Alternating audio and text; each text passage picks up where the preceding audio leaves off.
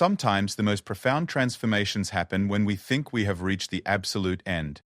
When our hands are empty, our hearts broken, and our future seems like a wall of darkness with no door. This is the story of Margaret Chen, a 67-year-old widow whose world crumbled in a single devastating year, and the unexpected stranger who showed her that even when we believe we have nothing left to give, we might be carrying the exact gift someone else desperately needs. What happened next didn't just change Margaret's life. It created ripples that would touch hundreds of lives across 3 continents, proving that sometimes our greatest strength emerges from our deepest wounds. This isn't just a story about survival. It's about discovering that our most painful experiences can become our most powerful tools for healing others. Are you ready to discover how one whispered confession of defeat became the foundation for something extraordinary? Margaret Chen stood at her kitchen sink, staring at the stack of unpaid bills that seemed to multiply like weeds every day. The morning light filtered through her small apartment window, illuminating the dust particles that danced in the air, but she barely noticed. Her hands trembled slightly as she picked up the eviction notice that had arrived yesterday, the red letters seeming to burn into her retinas. 3 months behind on rent, with no hope of catching up. Just 18 months ago, her life had been completely different. She and her husband David had owned a small but profitable restaurant in downtown Portland, serving authentic Chinese cuisine that had earned them a loyal following over 25 years. Margaret had been the heart of the operation, greeting customers with genuine warmth, while David worked his magic in the kitchen. Their daughter Jenny lived just across town with her 2 young children, and life felt stable, purposeful, complete. The first crack in their perfect world came when David started forgetting small things. He would misplace his keys, forget customers' names, or repeat the same story twice in one conversation. Margaret brushed it off initially, attributing it to stress and the long hours they both worked. But when he began making mistakes in the kitchen, adding salt instead of sugar to desserts, or forgetting to turn off burners, she knew something was seriously wrong. The diagnosis of early-onset Alzheimer's disease hit them like a physical blow. David was only 62, far too young for such a devastating illness. The doctor explained the progression they could expect, the gradual loss of memory and function, the eventual need for full-time care. Margaret listened in stunned silence, holding David's hand as their future transformed before their eyes. The restaurant, which had once been their pride and joy, became impossible to maintain.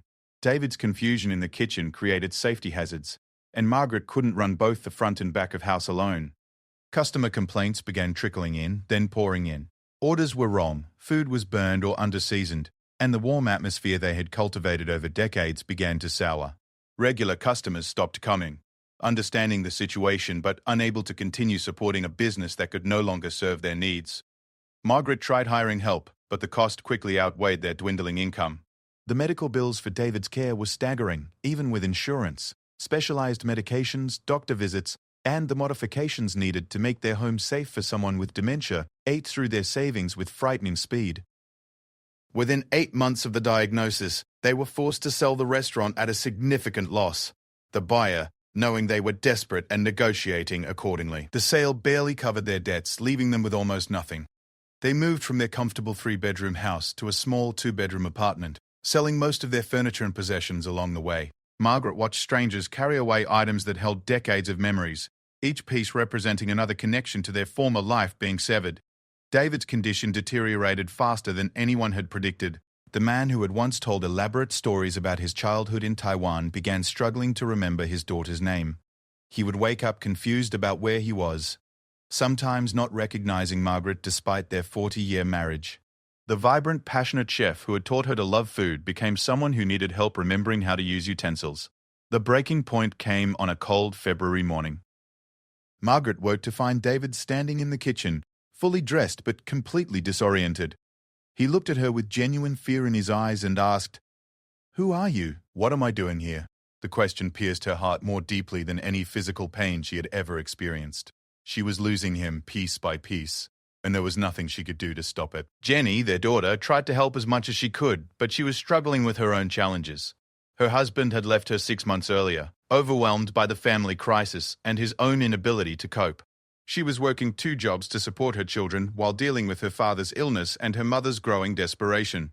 The family that had once been so close was fracturing under the weight of circumstances beyond their control. Margaret made the agonizing decision to place David in a memory care facility. The guilt nearly destroyed her, but she could no longer provide the level of care he needed while maintaining any semblance of her own health. The cost of the facility was astronomical, eating up their remaining resources within months. She visited every day, watching the man she loved disappear a little more each time, knowing that each visit brought them closer to the day when he wouldn't recognize her at all. The eviction notice in her hands represented more than just losing her apartment. It symbolized the complete collapse of everything she had built over 7 decades of life. She had no savings, no income beyond a meager social security check that barely covered David's care facility costs, and no family members in a position to help. At 67, she was too old to start over, too proud to become a burden to her struggling daughter, and too heartbroken to see any path forward. Margaret walked to her small living room, where a single photograph sat on an otherwise empty bookshelf. It showed her and David on their wedding day, young and radiant with possibility. She picked up the frame, tracing David's face with her finger, remembering the dreams they had shared and the life they had built together. Now she was losing even this small apartment, the last physical space that connected her to their shared history. The walls seemed to close in around her as she contemplated her options. She could ask Jenny for help, but her daughter was already drowning in her own struggles. She could try to find work, but who would hire a 67-year-old woman with no recent job experience outside of the restaurant business? She could give up David's care facility and try to bring him home, but that would mean watching him deteriorate without proper medical support while they both lived on the street. For the first time in her life, Margaret Chen felt completely and utterly hopeless. She had always been a fighter, someone who found solutions and pushed through difficulties with determination and grace. But this situation seemed impossible, a maze with no exit, a problem with no solution. She sat down heavily on her worn couch, the eviction notice still clutched in her hand, and allowed herself to cry for the first time since David's diagnosis. The tears came in waves, carrying with them all the grief, fear, and exhaustion she had been holding back for months. She cried for David, for the man he had been and the future they would never share. She cried for Jenny, watching her daughter struggle with burdens no one should have to carry alone. She cried for herself, for the dreams that had died, and the security that had evaporated like morning mist. As the sun moved across the sky, Margaret remained on the couch, surrounded by the remnants of a life that had once felt so solid and secure. The eviction notice lay beside her, a stark reminder that in just 2 weeks even this small refuge would be gone. She tried to imagine what would happen next, but her mind couldn't form a picture of any future at all. For the first time in her life, she truly understood what it meant to have nothing left to give. 3 days after receiving the eviction notice, Margaret found herself sitting in the waiting room of the Community Services Building, clutching a manila folder containing every document that proved her desperate circumstances. The fluorescent lights buzzed overhead, casting a harsh glare on the worn carpet and plastic chairs filled with other people who, like her, had reached the end of their rope. She had never imagined herself in such a place, seeking help from strangers, but pride was a luxury she could no longer afford. The social worker, a kind but overwhelmed woman in her 30s named Sarah, reviewed Margaret's paperwork with practiced efficiency. Emergency rental assistance had a 6-month waiting list. Food stamps would provide minimal help. Senior housing had a 2-year wait, and even temporary shelter space was limited. Sarah's voice was gentle but realistic, as she explained that Margaret's situation, while heartbreaking, was unfortunately not unique in a city where housing costs had skyrocketed, while support services remained stretched thin. Margaret listened to each dead end with growing numbness.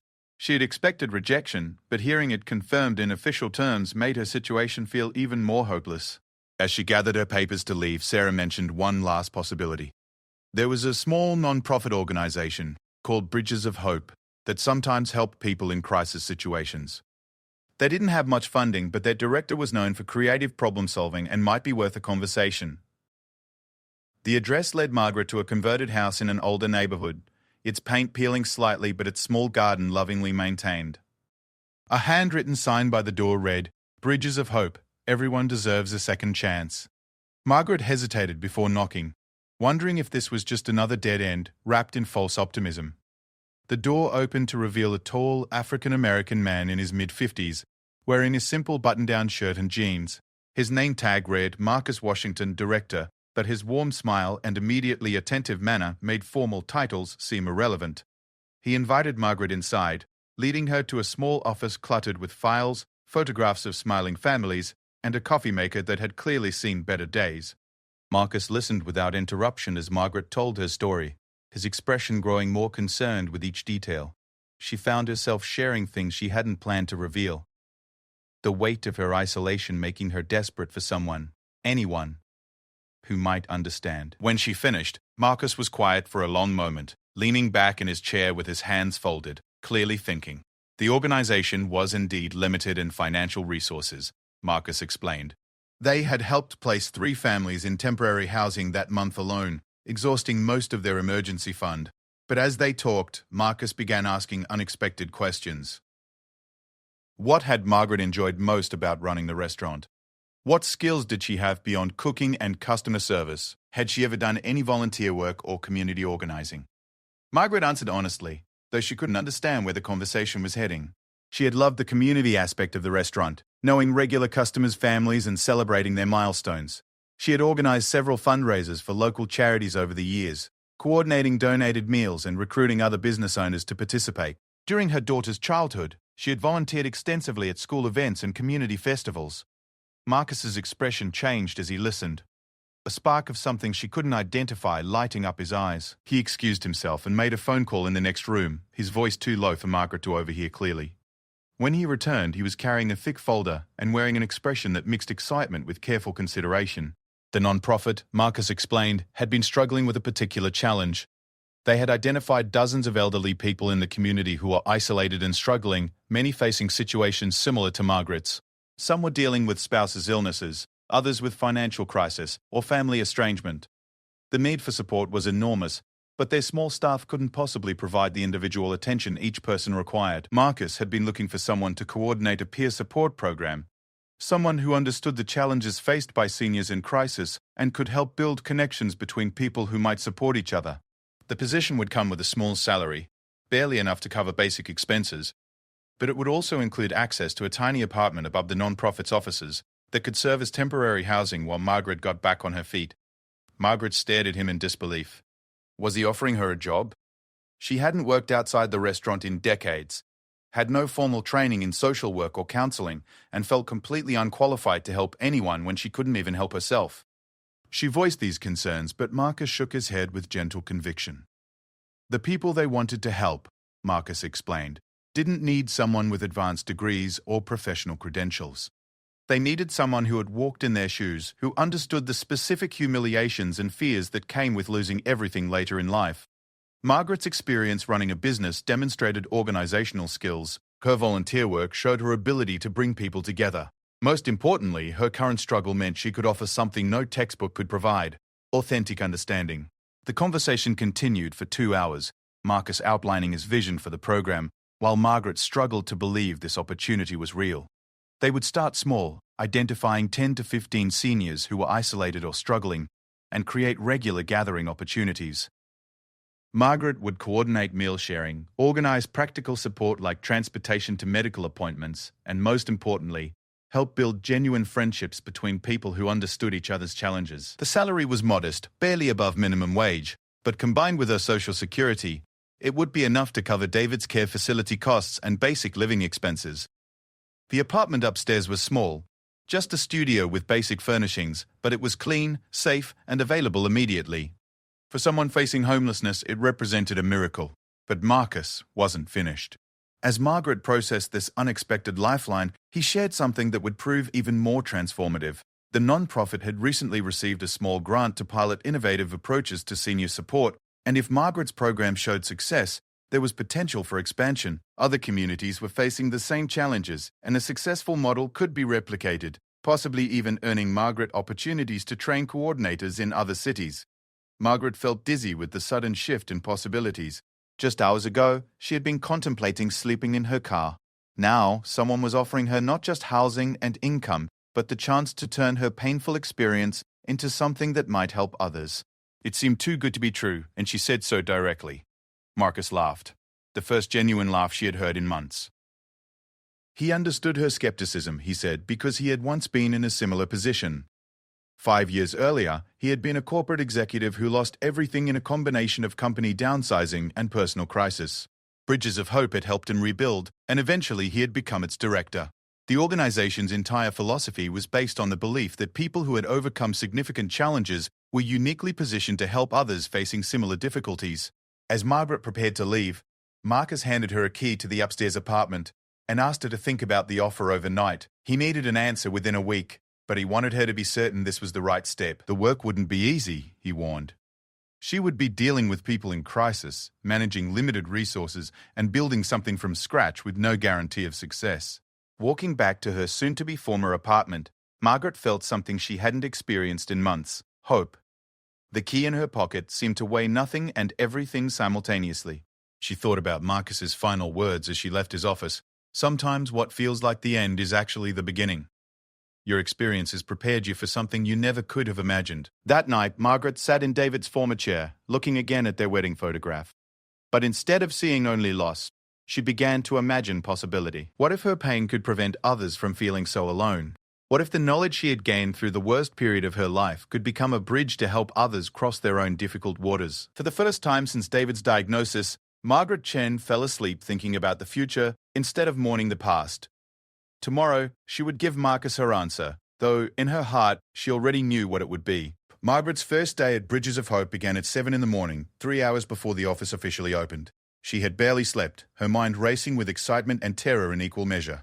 The studio apartment above the offices was sparse but clean, with a small kitchenette, a single bed, and a window that looked out over the neighborhood she would now serve. She made coffee with the ancient coffee maker Marcus had left for her, the familiar ritual helping to calm her nerves. Marcus arrived at 9 with a box of files and a smile that conveyed both encouragement and gentle warning. The files contained basic information about potential program participants, people who had been identified through various community services as isolated seniors facing significant challenges. Margaret spread the folders across the small conference table, reading stories that mirrored her own in heartbreaking detail. Eleanor Rodriguez, 72, had lost her husband of 50 years and was struggling with depression and mounting medical bills. Robert Kim, 68, had been laid off from his job as a security guard and was facing eviction. Dorothy Washington, 75, had been caring for her disabled adult son alone for decades and was exhausted and overwhelmed. Each file represented a life in crisis, a person who had likely whispered words similar to Margaret's own desperate confession, "I have nothing to give." The weight of responsibility felt enormous. These people needed real help, practical solutions, and genuine support. What could Margaret possibly offer them? She voiced her doubts to Marcus, who listened patiently before sharing his own first-day fears when he had taken over the nonprofit.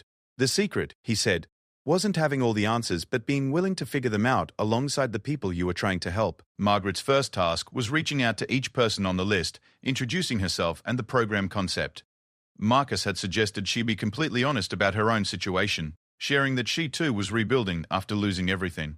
The first few phone calls were awkward, with Margaret stumbling over explanations and feeling like an imposter. But when she reached Eleanor Rodriguez, something shifted. Eleanor's voice was flat with depression when she first answered, clearly expecting another call from someone trying to sell her something or collect a debt. But when Margaret introduced herself and briefly shared her own story of losing David in their restaurant, Eleanor's tone changed completely. For the first time, she was talking to someone who understood not just the practical challenges, but the emotional devastation of watching your entire world collapse. The conversation lasted nearly an hour, with both women sharing details they hadn't spoken aloud to anyone else. Eleanor revealed that she had been avoiding her daughter's calls because she felt too ashamed of her financial struggles. Margaret admitted that she still felt guilty about placing David in the care facility, even though she knew it was necessary. By the end of the call, Eleanor had agreed to meet in person, and Margaret felt the first glimmer of hope that this program might actually work. Each subsequent call became easier as Margaret developed her approach. She led with vulnerability, sharing her own story before asking about theirs. The response was consistently powerful.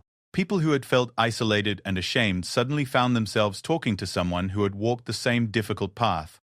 Robert Kim, the laid-off security guard, had been too proud to apply for assistance programs but opened up immediately when Margaret described her own experience sitting in the community services waiting room. Within 2 weeks, Margaret had connected with 12 people who were interested in participating in regular group meetings. The first gathering was scheduled for a Saturday afternoon at the Bridges of Hope offices, with Margaret providing simple snacks and coffee.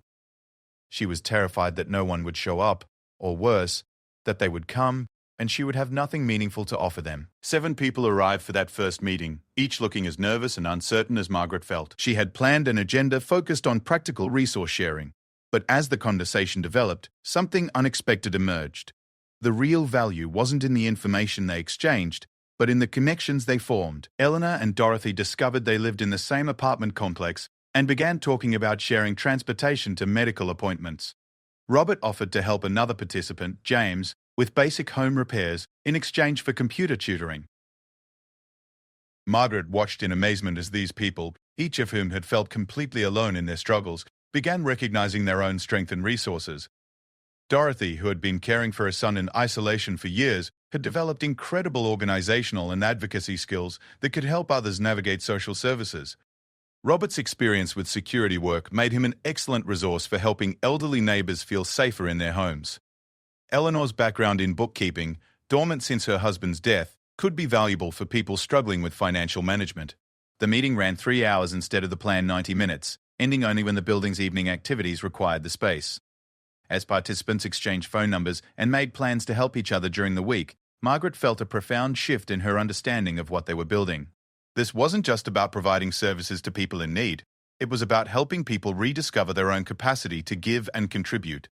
Marcus, who had observed the meeting from a distance, was thrilled with the results. But Margaret was already thinking beyond their initial success.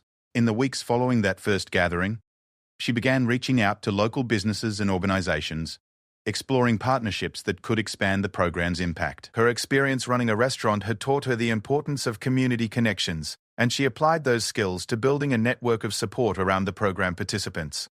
The local library agreed to host weekly computer classes led by participants who were tech-savvy, with those who were learning providing childcare for the instructors' grandchildren.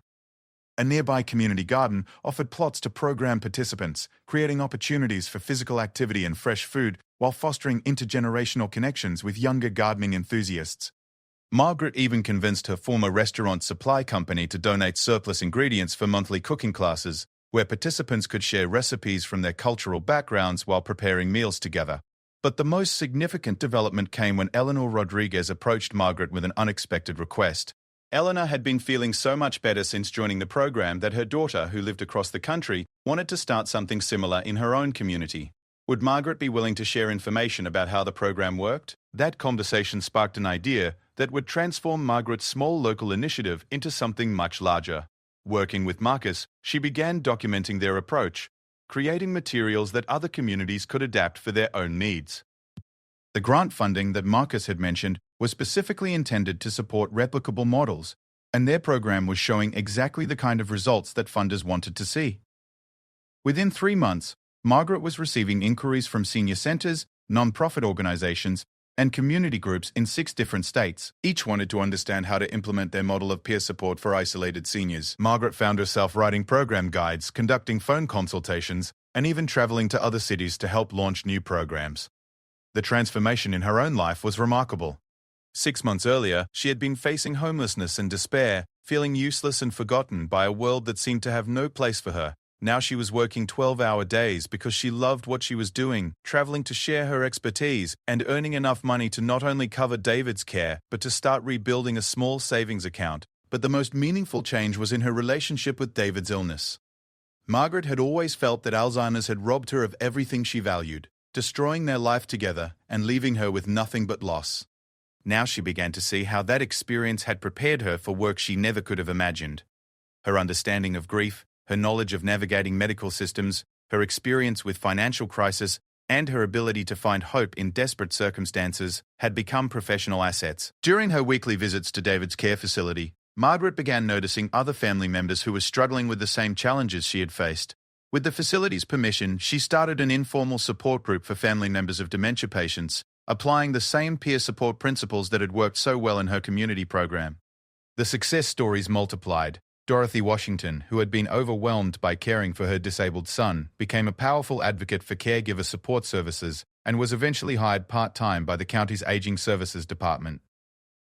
Robert Kim used his security experience to develop a neighborhood watch program that made several elderly residents feel safer while providing him with a sense of purpose and community connection. But perhaps the most profound transformation was in Margaret's understanding of her own worth.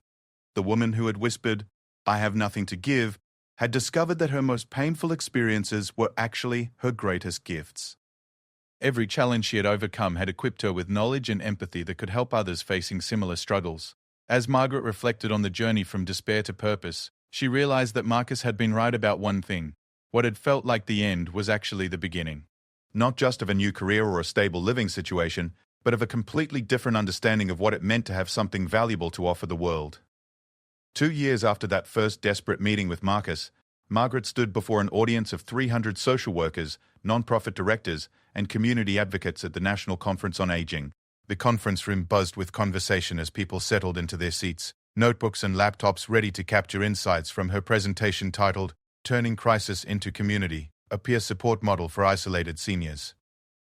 Margaret still felt a flutter of disbelief when she saw her name on the conference program. The same woman who had once sat in a government waiting room feeling completely worthless was now being invited to share her expertise with professionals across the country.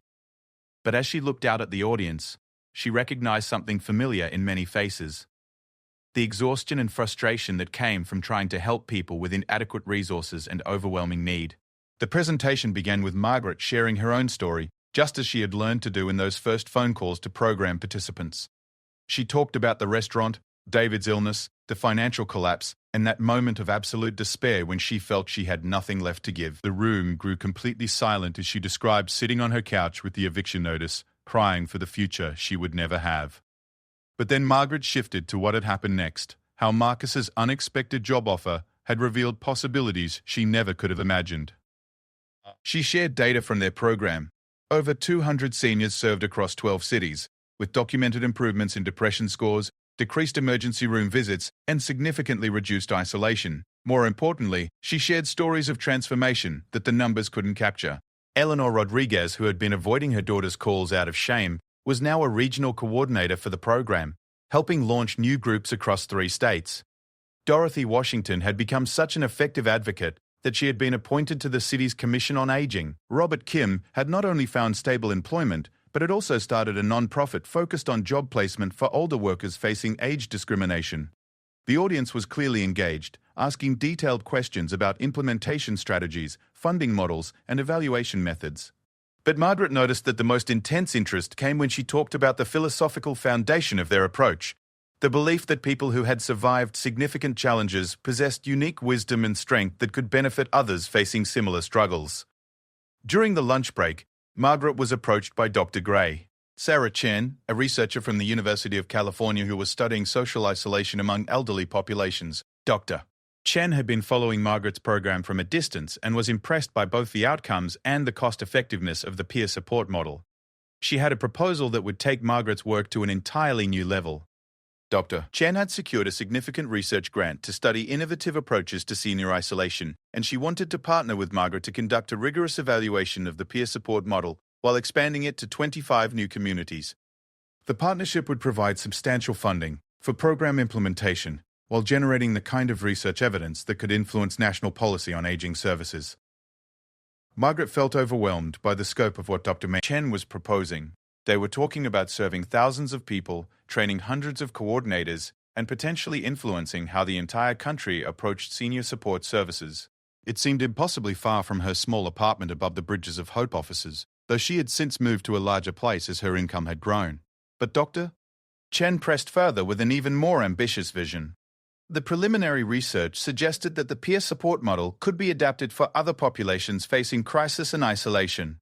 Young parents struggling with postpartum depression, people recovering from addiction, families dealing with chronic illness, immigrants adapting to new communities.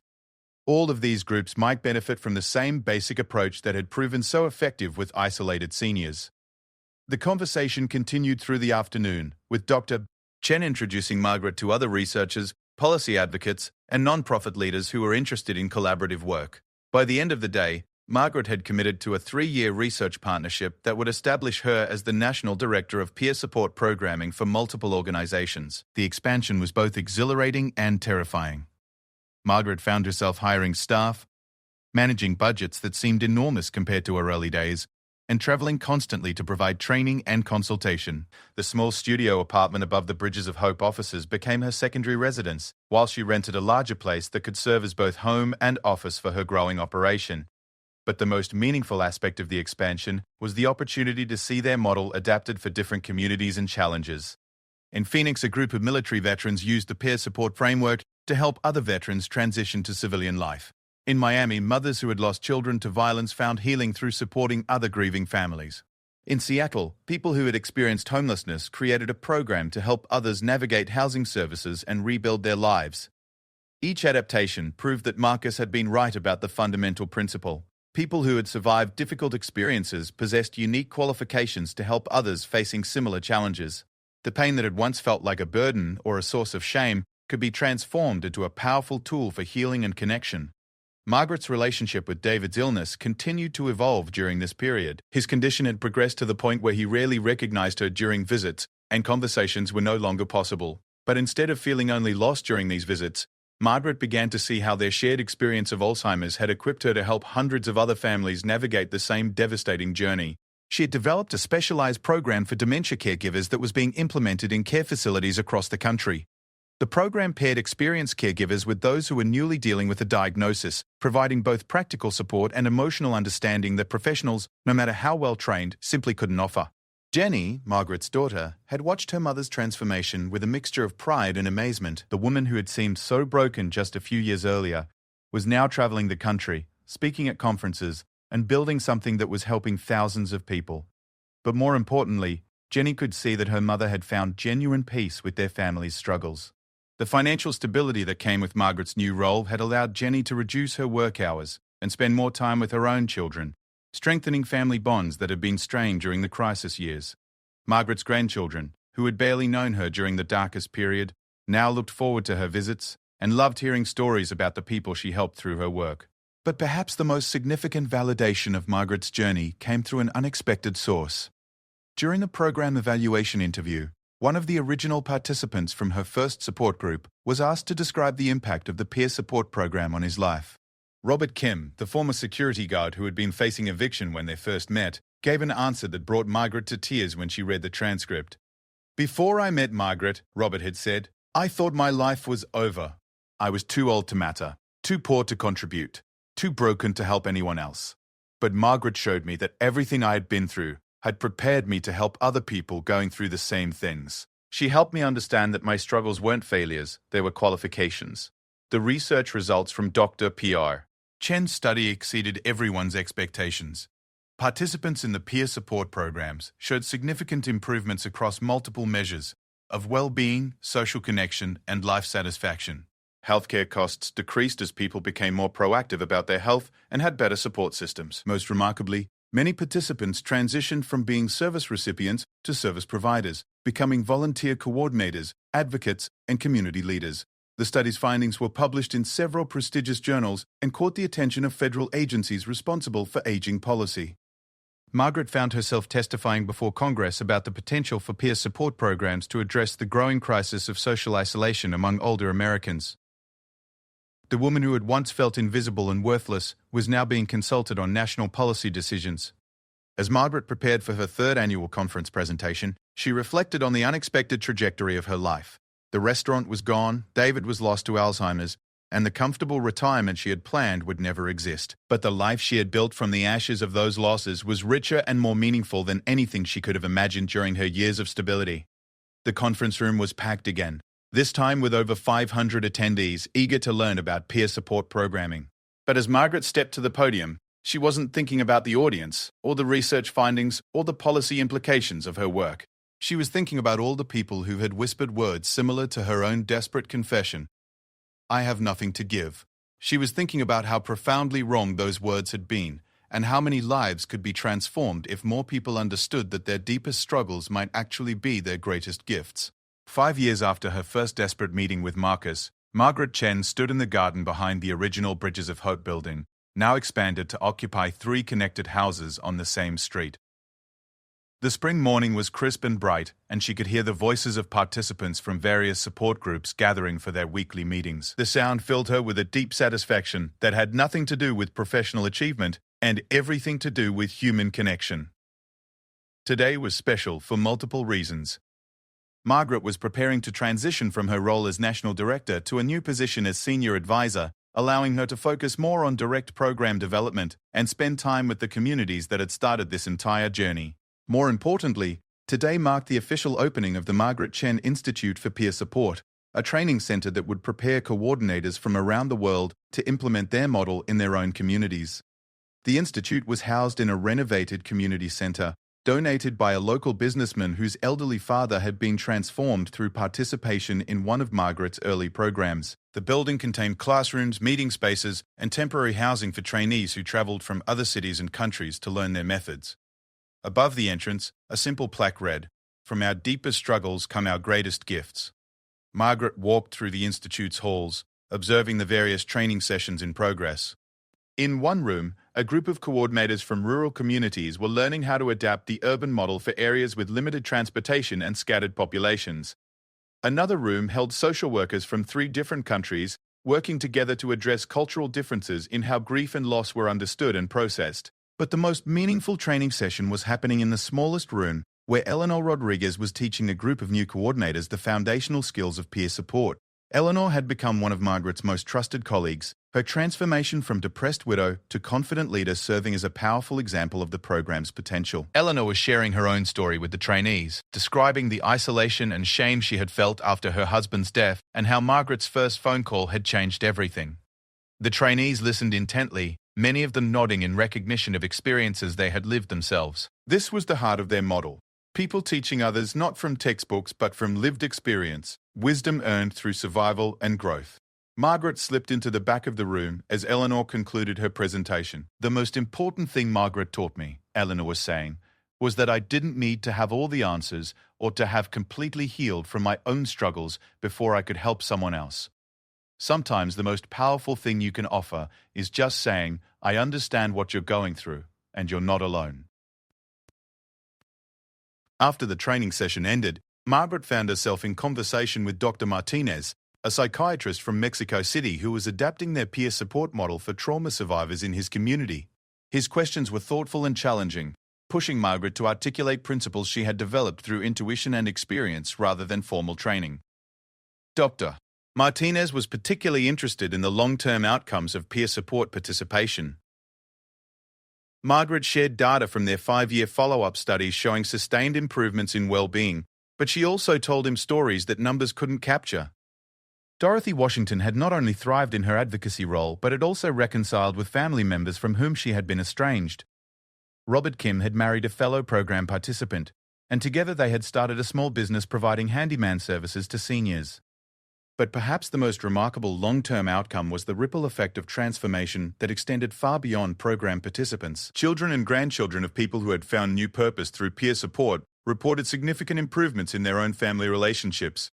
Community organizations found themselves with a new generation of experienced volunteers who brought both practical skills and deep empathy to their work. The conversation with Dr. Martinez continued over lunch, joined by other trainee coordinators who shared stories from their own communities.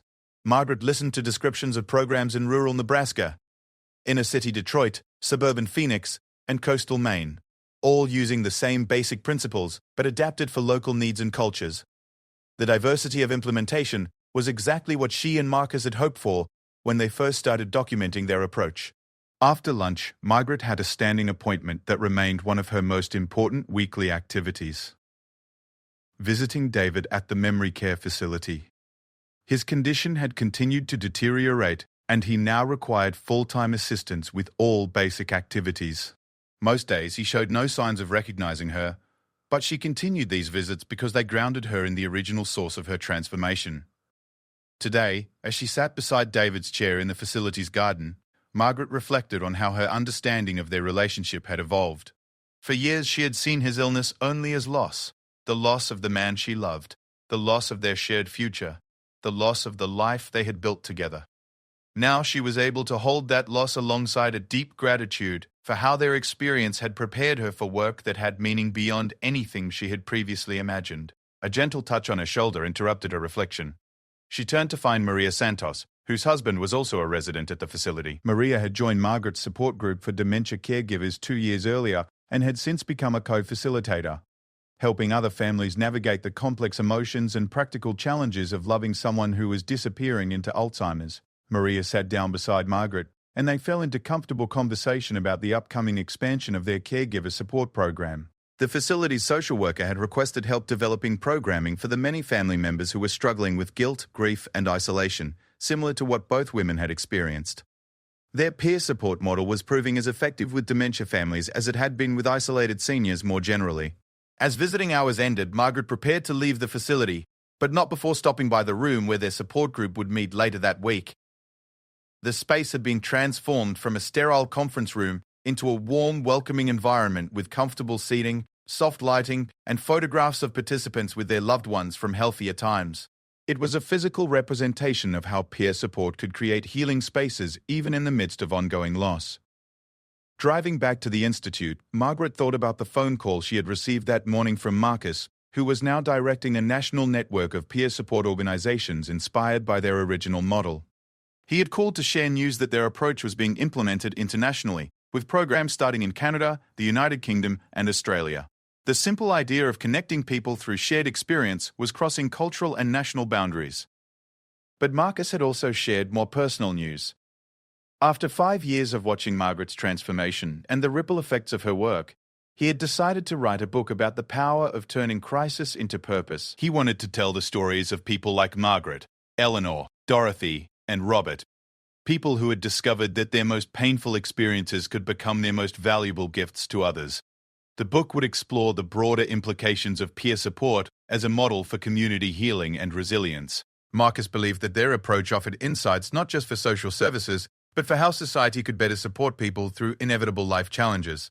Instead of seeing crisis as failure and struggle as weakness, communities could learn to recognize them as sources of wisdom and strength. That evening, Margaret attended the monthly celebration dinner that had become a tradition at the Institute.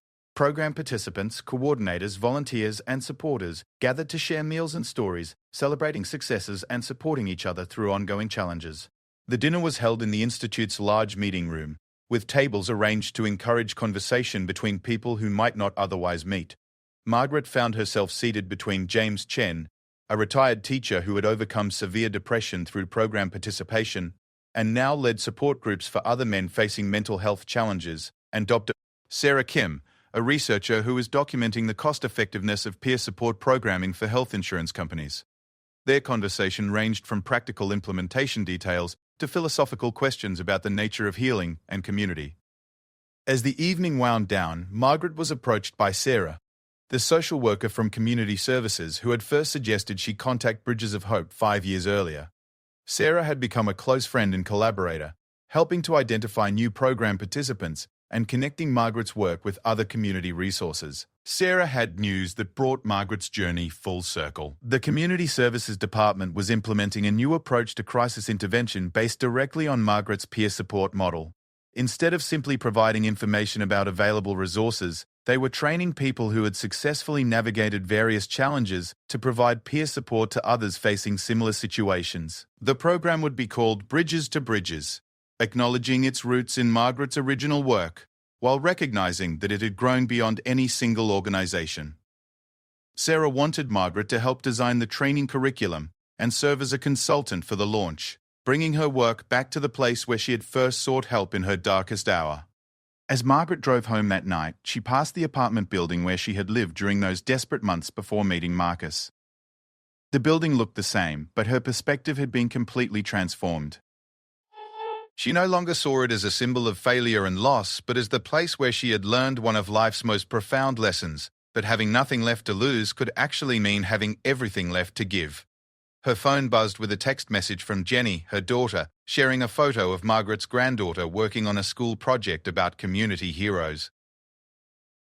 The girl had chosen to write about her grandmother, describing how Margaret had turned her own struggles into a way to help thousands of other people find hope and purpose. The text included a quote from the project that made Margaret pull over to read it properly. "My grandma says that sometimes the worst things that happen to us can become the best things we have to offer other people." She proved that even when you think you have nothing left to give, you might actually have exactly what someone else needs to hear. Margaret sat in her car, overwhelmed by the simple truth her granddaughter had captured. The woman who had once whispered, "I have nothing to give," in desperate defeat had discovered that those very words were the beginning of everything she had to offer. Her journey from crisis to purpose had created ripples that continued to spread, touching lives she would never meet, in communities she would never visit. The Margaret Chen Institute for Peer Support would continue to train coordinators, conduct research, and develop new applications for their model. The programs they had started would keep growing and adapting, helping people transform their struggles into sources of strength. But the most important legacy wasn't in the buildings or the programs or the research findings. The most important legacy was in the fundamental shift of understanding that Margaret's story represented. That crisis could be the beginning of purpose, that struggle could be the source of wisdom, and that the people who felt most broken might actually be the ones most qualified to help others heal. As Margaret finally drove home, she thought about all the people who were, at that very moment, sitting in their own version of that apartment, with their own version of an eviction notice, whispering their own version of "I have nothing to give." Her heart ached for them, but it also filled with hope, because she now knew something they didn't yet understand, that those whispered words of defeat might actually be the first words of a story that could change not just their own lives, but the lives of countless others who needed exactly what they had learned through their struggle. Margaret Chen had discovered that the answer to "I have nothing to give" was never correction or contradiction, but rather the gentle truth that sometimes having nothing left to lose means having everything left to share. And in that sharing, both giver and receiver discover that they were never as empty or as alone as they had believed.